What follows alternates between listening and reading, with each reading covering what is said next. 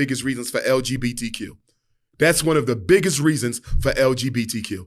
And I'm not against no homosexual or no lesbian. I love all African people, but I reserve the right to disagree with any lifestyle that threatens the survival of the traditional African family. LGBTQ is the new birth control pill. Why do I say that? 2 men cannot reproduce, 2 women cannot reproduce, and now they're even transgenderizing our children. Do you know what that means? They're manipulating and indoctrinating African children to undergo sexual surgery so they'll never be able to reproduce again. When Dwayne Wade, whose son is now legally, had his birth certificate changed, he's legally a girl. Yeah. Hormone therapy. When he gets 30 years old and looks in the mirror and says, you know what? I don't like living like this no more. I want to go back to being what God made me, a man. I want to get a wife and I want to have children.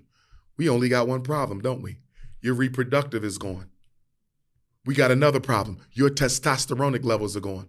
Your ability to produce healthy seed is gone. There is no going back. We are not looking at this LGBTQ thing the way we should be looking at it. It is birth control and racial extermination. Why you think Kamala Harris is traveling throughout Africa, trying to convince African countries to legalize gay marriage? Why does America care how Africa chooses to run its society? What do you care about marriage in Africa?